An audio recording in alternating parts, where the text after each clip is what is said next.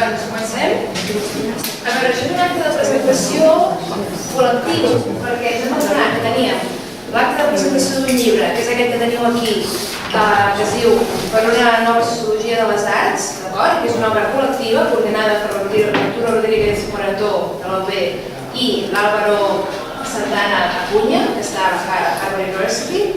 I teníem això, i de l'altre teníem una presentació d'una associació, d'una associació cultural d'aquí a Tarragona, que es diu Bandera Negra, i vam pensar, home, en lloc de fer-nos la competència, perquè ja estiguéssim competint aquí per espais i per temps i per tot, doncs ajuntem esforços, d'acord? Per tant, la idea és que el Carlos presentarà primer una estoneta, una estona, 10-15 minuts a l'associació, després parlaré jo una estona també sobre el llibre, i la idea, sobretot, és, ja que el llibre es diu Per una nova sociologia de les arts, ja que una persona jove i una associació de jove d'art i cultura, doncs la idea és que participeu, que fem preguntes, una mica de debat i sobretot que surti d'interessos, a veure què és el que espereu vosaltres que sigui la sociologia de les arts, si teniu algun interès, alguna curiositat, o us pregunteu què és això de la sociologia de les arts, val? Per tant, la idea és que sigui una sessió bastant interactiva, val? Que ja ho són, de fer totes les interès. Després, per tant, comencem i després ja us vulguis fer.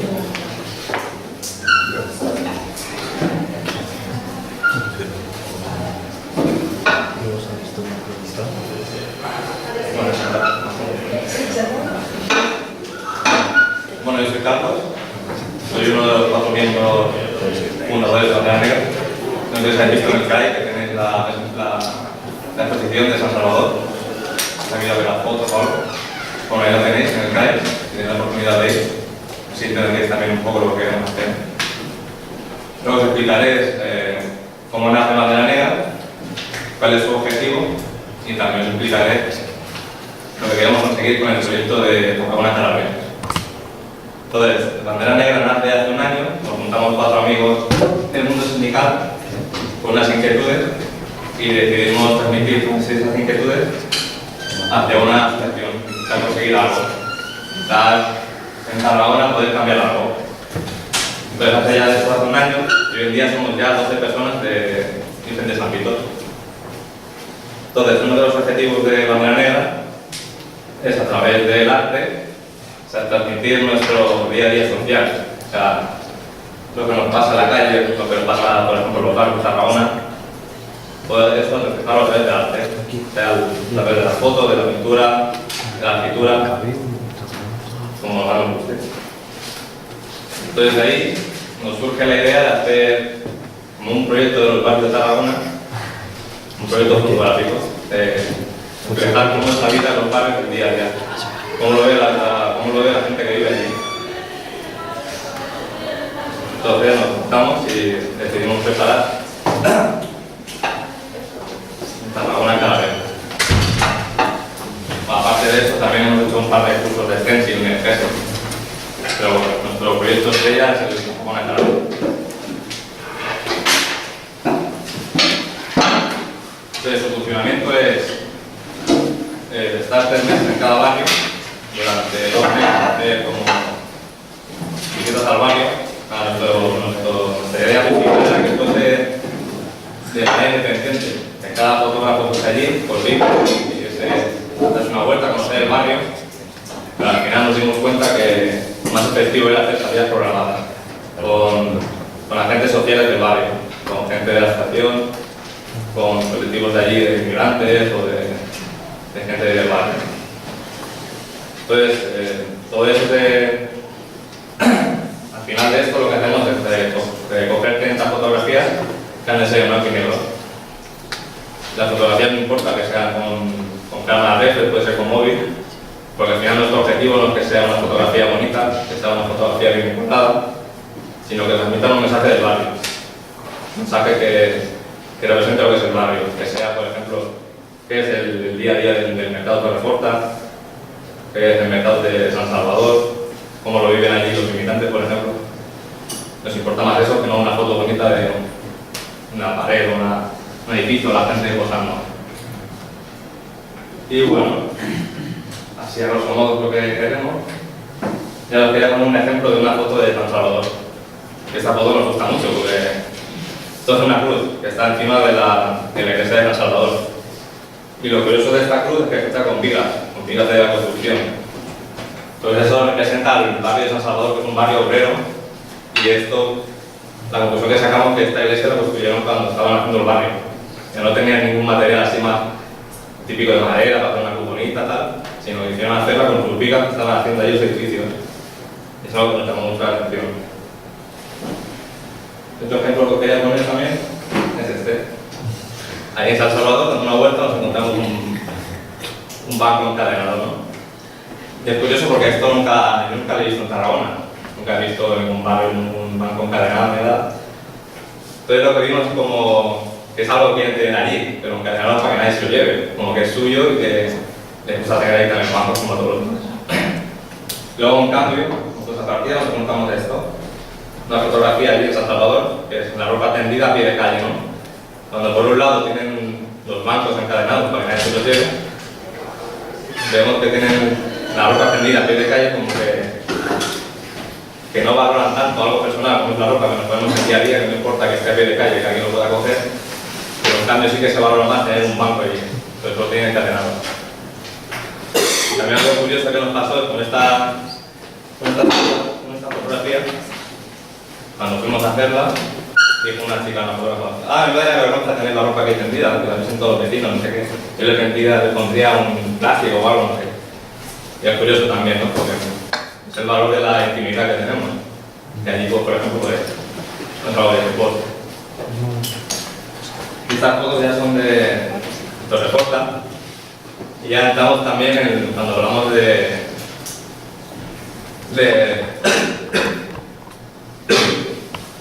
urgencias de la salud. Eso hay que verlo, no como está el cartel. Es un cartel que es algo básico aquí en Tarragona, pues son carteles luminosos, o pueden ser las letras grabadas, por ejemplo, allí en todas las puertas son pegatinas.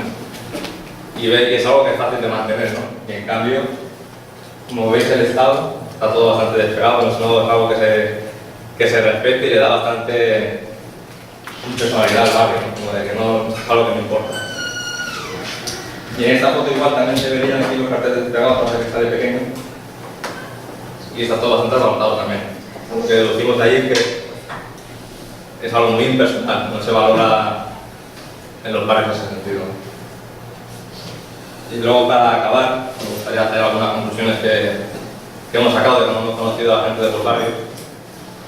Que ellos lo que sienten mucho ahí es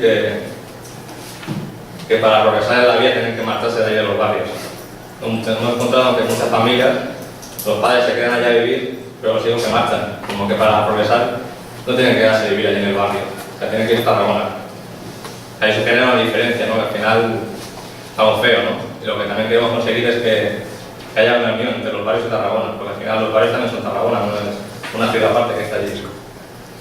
Uno de nuestros objetivos también sería que la gente de Tarragona fuese allí y viese San Salvador o Torreporta como Tarragona y no como un municipio diferente.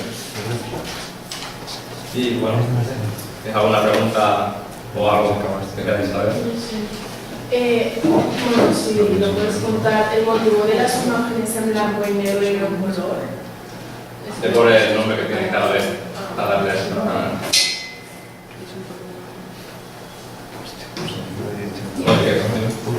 He entendido que las fotos las hacéis vosotros, ¿no? Hacemos nosotros, pero realmente lo que nos gusta es que venga gente de fuera, gente de los barrios. Al principio empezamos nosotros, porque éramos pocos, pero ya con el tiempo se ha ido animando mucha más gente.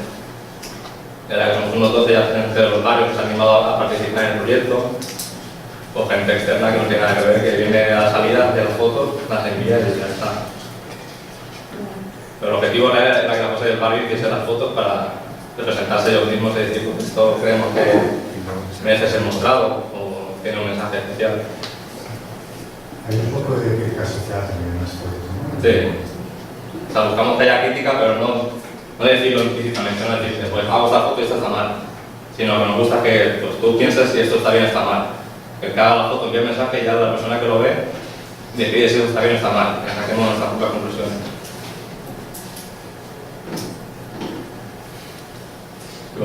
si queréis seguirnos, estamos en Facebook, en Instagram. Has dit que enviaven, on ho envien? Si teniu una pàgina i la gent envia les fotos. Las envían a nuestro correo electrónico. Como si os interesa, puedo pasar nuestro Facebook y nuestra página web para que así participéis o si queréis las fotos o lo que sea. Bueno, la verdad, Sí, sí, aquí és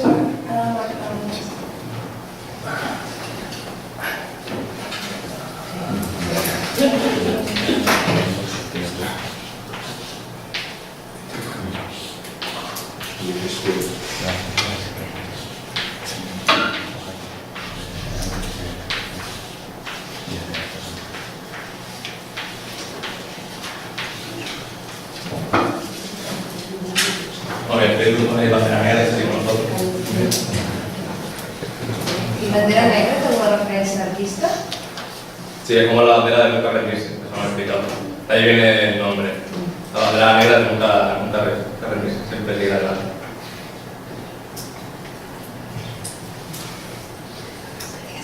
I aleshores, perquè ells envien les fotos Sí. i després quin impacte té això? És a dir, hi ha hagut algun... Què es fa amb aquestes fotos? Què s'ensenya a un Lo que hacemos es, por ejemplo, recibimos una cantidad de fotos, se hace una preselección entre nosotros de bandera negra y luego se hace una selección pública por internet. Desde ahí cogemos unas 30 fotos y hacemos una exposición. La hacemos en el centro cívico del barrio o donde tengan que ponerla. Por ejemplo, la de San Salvador la hemos hecho allí en el barrio, en el Taiquete, ya haremos también la salida de fotos. Y ahora de transporte la haremos en el centro cívico. La idea siempre es hacer una exposición de las fotos, para que la gente la vea y interaccione un poco con lo que ve. ¿Y genera? Si queréis ver la exposición está ahora en el CAE, aquí en la Sí, misma biblioteca, comenzamos. ¿vale? Cuando salís al patio, entras en la biblioteca y la primera sala que hay está expuesta la San Salvador. No sé si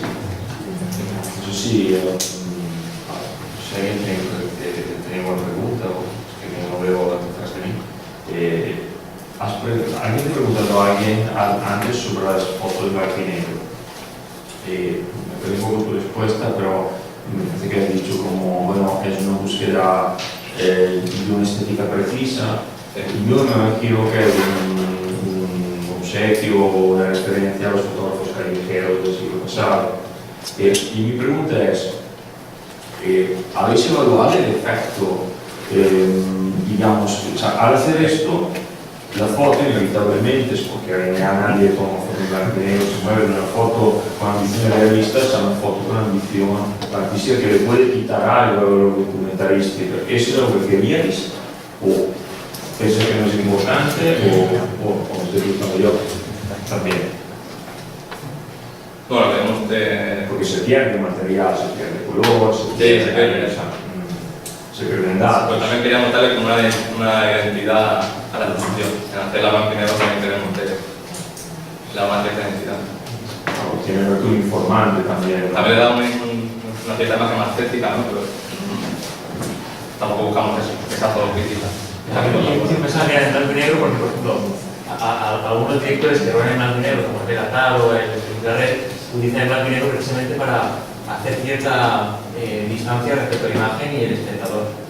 No, pero por ejemplo, a lo mejor es porque es eso, es el contenido es un poco anacrónico de imágenes en blanco y negro, estetizantes, porque las ves que no son ni la realidad, pero que era como el distanciamiento de estas imágenes y que tú puedas tomar un poco de partida para como posterior acabar de validar un poco o de tener una sensación respecto a lo que es. Pero yo no he visto una intención estética clarísima. O sea, he visto el blanco y negro, pero no realmente una, como tú dices, una búsqueda que había algo, pero no era codificada. O sea, a diferencia de las de los comentas. Pero sí era una curiosidad al final, ¿sabes? Está bien. Como he visto la exposición en la pausa Brando. ¿Habéis decidido para reforzar el ayuntamiento? De momento no se ha quejado de nada. De todo. Després seguim, perquè jo ara parlaré una segona, però després és que hi ha com debat conjunt comparant una mica la visió així com més acadèmica entre cometes i la activista. Si podem continuar, perquè ens diuen que tenim classe. Hi ha classe, vull dir? Ara ja s'ha anat. Doncs, segueixo una estona i continuem el debat. A veure, aquest acte en teoria, l'excusa en part era presentar un nou llibre de l'editorial Activista, d'acord? Que es diu La nueva sociología de las artes, una perspectiva hispanohablante y global. Els coordinadors són l'Arturo Rodríguez Morató, que és director del grup, un dels pocs grups de recerca en sociologia de la cultura i de les arts que existeix en aquest país, que està a la ciutat de Barcelona, els FECUPs. A més, aquest grup coordina un màster, per si no ho sabeu, si us interessa, en gestió cultural.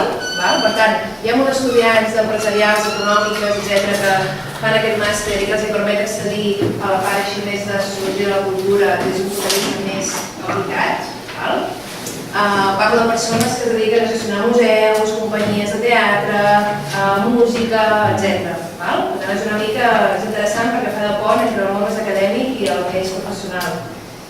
Llavors, l'altre coordinador, l'Álvaro Santana, està a la Universitat de Harvard, ja ho he dit, i es dedica a fer estudis, no vull dir estudis culturals, estudis sobre sociologia de la literatura, que ja tenen molt pes.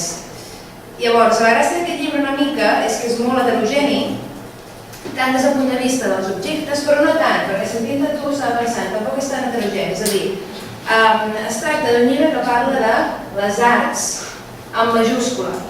Quins són els objectes d'estudi dels 12 capítols, que són 12, no, dels 13 capítols que té aquest llibre? Doncs tenim un estudi d'alta cuina, un estudi sobre òpera, un altre sobre la música rock, un altre sobre els centres de creació artística d'aquests que es fan d'incubadores de creativitat, d'acord? Dos sobre arquitectura, un sobre material, sobre el formigó, i un altre sobre com funciona un despatx d'un arquitecte, un sobre una companyia de dansa, que és el que he escrit jo, un altre sobre una companyia de teatre militant, i em sembla que...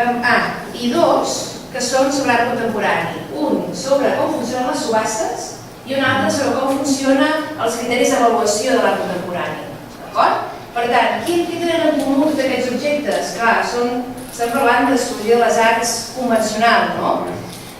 Però on sí veiem que hi ha varietat és en les metodologies i en els punts de partida teòrics. I a mi això em sembla molt interessant, perquè sovint identifiquem una subàrea, sociologia de l'educació, sociologia econòmica, amb uns determinats autors i unes determinades metodologies.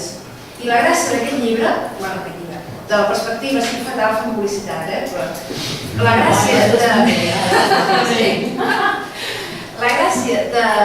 fer una perspectiva d'aquest tipus és que veiem que es pot fer sociologia de les arts des de moltes perspectives teòriques i amb moltes eines diferents. Llavors, jo us parlaré des del meu punt de vista el que he fet jo en aquest capítol, el capítol sobre la companyia de dansa, però vull que us quedi clar que no és l'única manera de fer sociologia de l'art o sociologia de la cultura.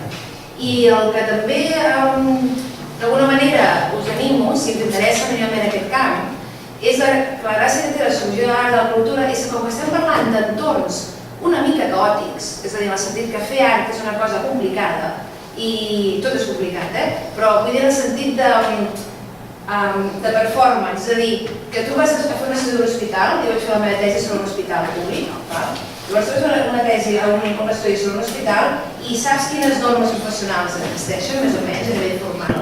Els processos de treball són bastant estables, els rols també estan bastant definits, evidentment després hi ha moltes coses al background, que passen a darrere, però d'entrada la cosa està bastant estructurada. En canvi, quan vas a veure teatre militant, una companyia que fa teatre al carrer, o quan analitzes com funcionen els processos d'assaig d'una companyia de dansa, o quan vas a veure quins són els criteris d'avaluació que negocien els que van a veure ARCO, no està tan clar. Per tant, l'objecte en si, en anglès és com un còtic, és un objecte bastant còtic, i això té problemes, perquè a l'hora de voler estudiar, això també és una activitat artística. Per tant, a l'hora de definir-ho, és més difícil. A l'hora de definir l'objecte d'estudi, que és de metodologia, a l'hora de definir objectes d'estudi és més difícil i alhora ens permet ser creatius i innovar en maneres de crear nous conceptes, desenvolupar noves metodologies, etc. Per tant, com un punt positiu d'aquesta perspectiva és la idea que pots fer sociologia de l'art des de moltes perspectives teòriques diferents i amb moltes eines diferents. Sempre per això tenint en compte que sempre cal teoria i empíria. Aquí surt la cosa metodològica. No podem fer sociologia de l'art només fent un informe sobre els nombres d'assistents als museus d'art contemporani. Això no és fer sociologia, això és fer un informe dels nombres d'assistents al MACBA. Tampoc podem fer sociologia de l'art només fent teoria parlant de Howard Becker i de com defineix convencions sense tenir un cert treball empíric darrere, sense fer un estudi de cas, sense fer unes entrevistes. I això és una altra cosa que té el llibre, que és que tots els estudis tenen una part de teoria i una part d'empíria. Llavors, concretament, arribant al cas, sí, ho he vist aquí, però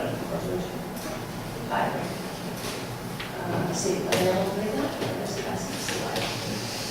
No us faré, o sigui, això no estava previst, jo pensava només parlar i no projectar res, però m'han demanat que projectés alguna cosa i realment, com que la manera com treballo és amb metodologia audiovisual, he pensat, una vegada que demanen audiovisual, doncs fem-ho servir, no? A veure, el capítol que tinc aquí es diu El hábitus en la danza, las habilidades sociales y artísticas de un ensayo. El hábitus en la danza, que jo volia usar el hábitus en danza i no m'han deixat, per dir que no era correcte. Perquè pensava que sonava bé, ¿no? El hábitus en danza. El hábitus en la danza, las habilidades sociales y artísticas de un ensayo. Clar, hábitus, a què us remet? Hábitus. Avordir, no? Per tant, és un concepte teòric allà, pesant, feixuc, o així... Doncs llavors, la meva intenció amb aquest anàlisi era explicar què passava en un assaig de dansa, explicar quines eren les convencions, si volem, que he parlat de Becker, no? Quins eren els acords comunicatius, els acords de significat que compartien els que estaven allà fent una determinada peça de dansa, i un cop vaig observar això, perquè d'una etnografia, vaig dir, doncs, aquests elements que he trobat, que defineixen el que és un assaig de dansa, jo considero que és un hàbitus. O sigui que la companyia de dansa contemporània que he observat comparteix un determinat hàbitus artístic. Llavors, la innovació metodològica és que per fer-ho, a part de fer etnografia, el que vaig fer és fer una etnografia audiovisual. Per tant, es tractava de gravar l'assaig amb càmeres de vídeo i llavors entrevistar els ballarins i les ballarines, també en vídeo, perquè ells expliquessin movent-se amb el seu cos, ballant, què és el que havien fet durant l'assaig. I després l'anàlisi passa per analitzar, passa per visualitzar aquest vídeo i anar veient què és el que està passant durant l'assaig. Llavors, per ensenyar-vos una mica, és un exemple, una fotografia de l'assaig. Per aquí veieu. Això, per exemple, seria l'estudi de dansa, la companyia es deia Wayne McGregor Random Dance, que és una companyia anglesa neoclàssica, que diuen que vol dir que fan servir la tècnica de ballet, però en canvi l'estil és modern. Llavors, totes aquestes línies, què creieu que són? I els que ho sapigueu, perquè ja heu sentit aquesta xerrada, no val. Què són aquestes línies de colors? Una síntesis de los movimientos. Más simple, no, muy descriptivo. Líneas de movimiento, cómo se mueven, direcciones. ¿Direcciones? Sí. ¿De qué? Desplaçaments. El baile, ¿no? No, més senzill. Això són les línies, els punts de fuga de cada una de les càmeres. Aquí, tots aquests noms aquí de colors són diferents càmeres. Taylor, Limon, Graham, Cunningham, Brown... Llavors, aquestes línies indiquen l'angle de visió de la càmera. Perquè l'objectiu, un dels problemes amb l'etnografia audiovisual és que has de voler, d'una banda, vols captar molta informació i de l'altra és tanta informació que després has de seleccionar. Però d'entrada, això seria una mica el panorama general des del punt de vista així físic. Doncs ja deia això, al final només hi ha això. Fixeu-vos, un cop tenim aquestes imatges d'aquests vídeos, d'acord? Són més imatges. Podem arribar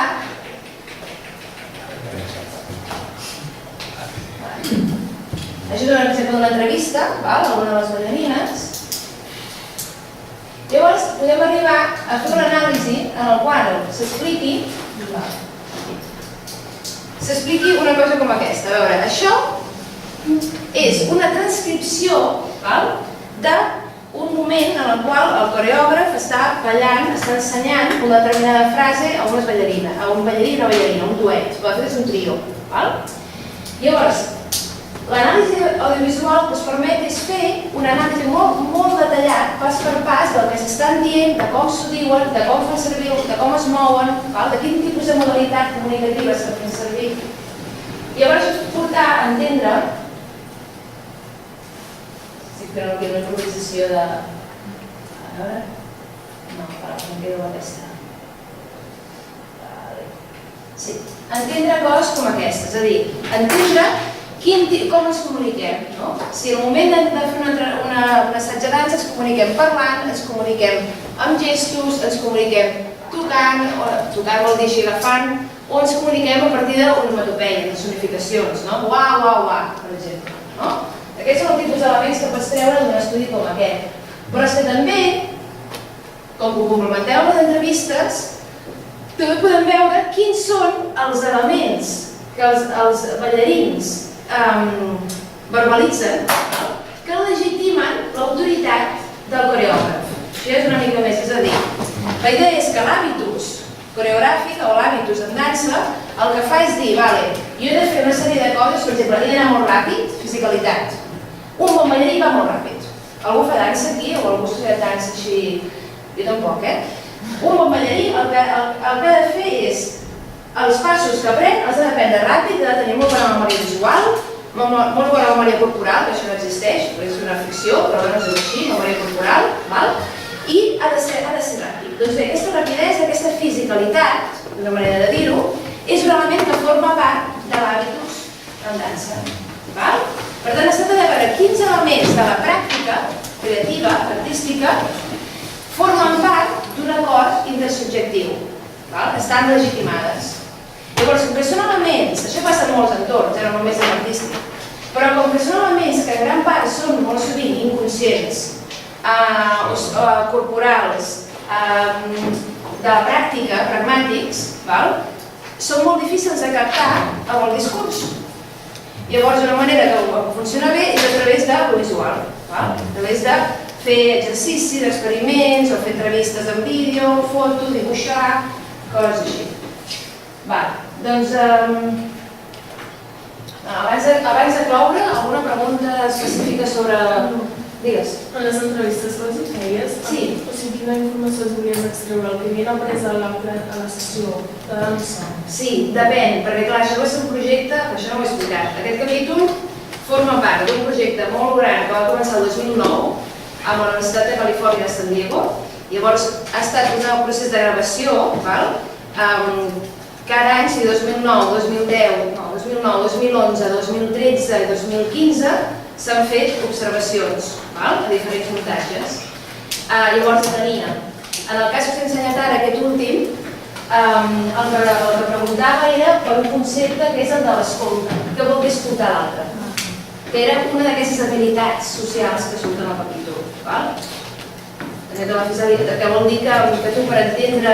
Això passa molt amb música i Schutz té un article molt maco sobre música, sobre això. La gràcia de tocar música de jazz és que tu toques amb l'altre. I tocar amb l'altre vol dir que participes d'un temps i d'un espai comú. No és que tu et sincronitzis i diguis, ara tocaré la bateria i l'altre tocarà la guitarra i ens sincronitzem. No, és que en el moment que tu toques la bateria i l'altre toca la guitarra, esteu ocupant, esteu en el mateix espai mental. Llavors això, els ballarins en diuen escoltar l'altre. I em va semblar molt interessant per pensar, què raro, escoltar l'altre? Vull dir, en sèrio? No, vull dir, escoltar. Diuen, sí, vam escoltar, i feeling, espai, tot això. ¿Hay algunos de estos estudios que se acercan a los estudios culturales? Lo que me has dicho me parece, bueno, el tuyo es sostenibilidad, me preguntaba si hay estudios, como ya yo creo que las barreras entre disciplinar, no quieres hacer lo que quieres seguir manteniendo ahí, pero me imagino que libro y lo voy a comprar igual, pero es interesante. Pero, dicho esto, ¿me puedes decir si hay algún estudio que se acerca a análisis ideológica, análisis identitaria, utilizando estas metodologías mixtas, bueno, aunque no se llaman estudios culturales, como que más o menos...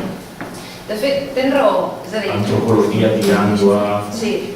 Hi ha molts... hi ha uns quants sociòlegs que són molt reticents a deixar anar, a dir, ui, estudis culturals, se'n van a la cosa relativista, tal... Però la gràcia és que aquí, per exemple, hi ha un capítol, el d'art contemporània, que és d'un professor que ara està a San Diego, a la Universitat de San Diego, que abans estava a la Complutense de Madrid, es diu Fernando Domínguez Rubio, Materiales para la Nueva Sociología del Arte, i ell enganxa directament de l'atur, agafa l'atur Actor Network Theory, l'aplica al món de l'art i ho combina amb autors d'estudis culturals. I és antropòleg de formació inicialment. Té més sentit, efectivament. Llavors, hi ha un altre, aquí hi ha un capítol del Martín Coleman, de la Universitat Complutense de Madrid, que parla del rock en els 60, està molt bé. I ell veu totalment de l'escola de Manchester i cita, no sé, ara no recordo els concrets, però estudis culturals, Hall, sí, British total, i formen part, i aquest senyor va presentar les mateixes. Sí, va presentar la sèrie fa 3 anys. No, el que vull dir és que sí que és molt interessant això que has dit del conflicte, perquè hi és. I jo crec que molts cops ja està com mal entès, és a dir... De fet, vam fer una presentació, estava parlant l'altre dia amb un company meu. Vam fer una presentació l'altre dia a Madrid, a la Complutense, d'aquest llibre, i vam parlar l'Arturo Rodríguez Morató, el Martín Coleman, que és aquest que ha fet el capítol sobre el rock, i un altre professor de la facultat, el Javier Noya, que és el que ha fundat també l'únic grup de sociologia de la música que existeix a l'estat espanyol, que es diu Música amb Y, Música. Va publicar un llibre el 2010 també sobre sociologia de l'art i de la música. Doncs bé, el Javier Noya és molt anti-estudis culturals, però ell és anàlisi, per exemple, de la teoria de Frankfurt, l'escola de Frankfurt, Adorno ha escrit moltíssim sobre música, no? Ara s'explica perquè és anti-estudis culturals. Sí, però jo també entenc la seva reivindicació, que és dir, ara està molt de moda, perquè hi ha una moda dels estudis culturals, i ell dins del seu departament, però són lluites polítiques, no m'estendré, però el punt és que moltes coses, les lluites disciplinàries són per lluites polítiques dins un departament o dins una facultat. Puesto de trabajo, bàsicament. Exacte. Més comentaris o curiositats o...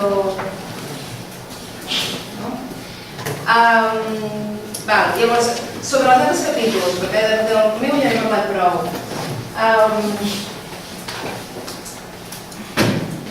El de música també us n'he parlat una mica, el Martín Coleman. En el seu cas el que fa és un anàlisi històric del que seria, també és l'escolta, també parla de l'escolta, però des d'un punt de vista del fenomen sonor, que és això del punk rock i com l'audiència va arribar a entendre la música de punk, per exemple, o com arribar a apreciar la música, la formació del gust, la formació del criteri musical. Tot això ha d'estar en relació amb la producció, és a dir, de moltes coses. Quan ens agrada una música vol dir que hi ha un producte i que estem acostumats a sentir-lo, doncs una mica això. I llavors ja per acabar, així fem...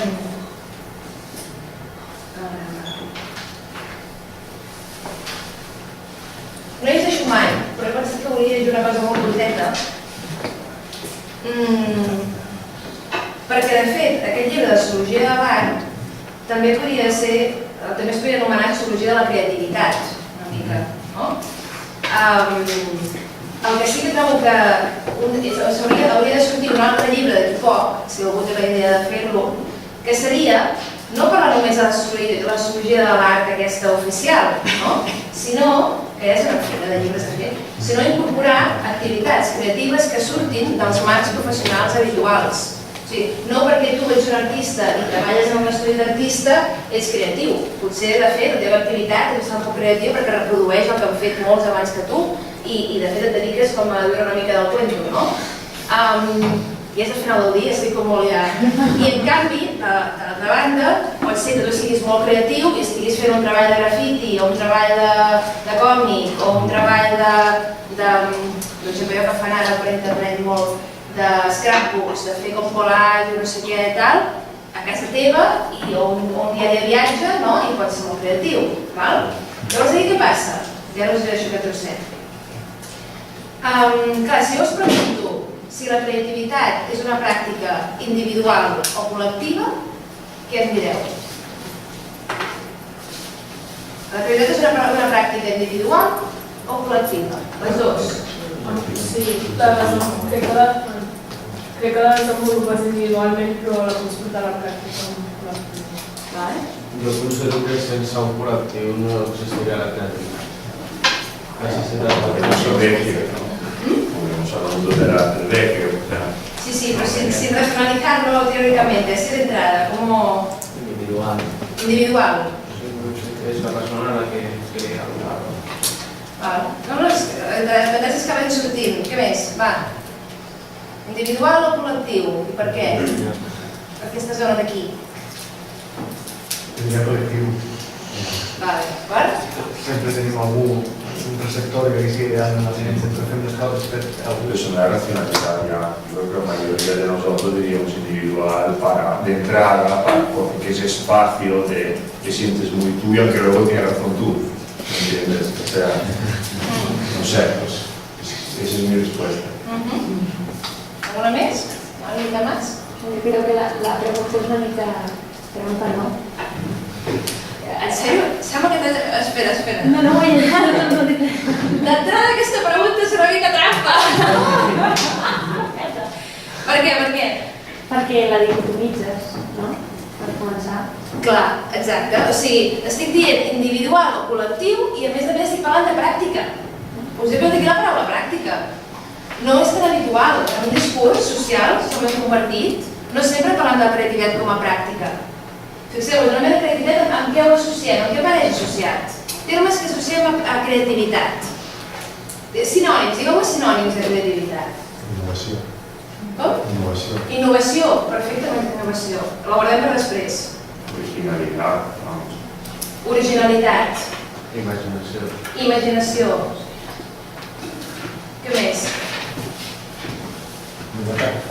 Novetat. Fixeu-vos, sovint, d'una banda, no dit una cara, imaginació, imaginació s'associa a una capacitat psicològica, no?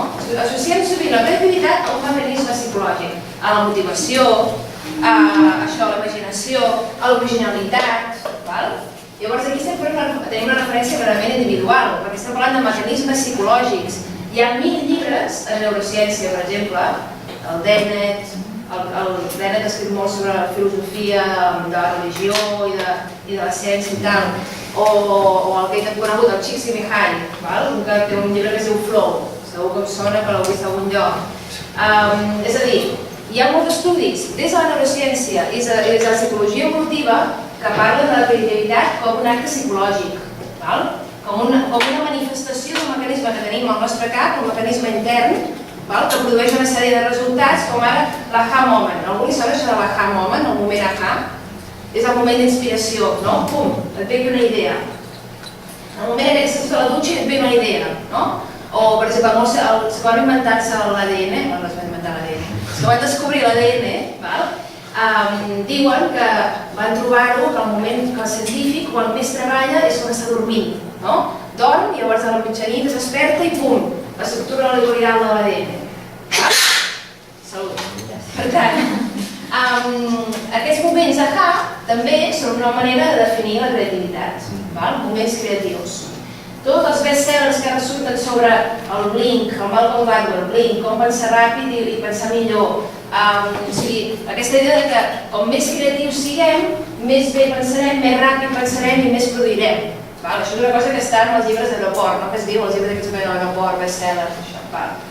Doncs bé, aquest llibre i la idea de la creativitat des del punt de vista sociològic el que fa és superar això, més que superar, no li interessa tant aquest fenomen.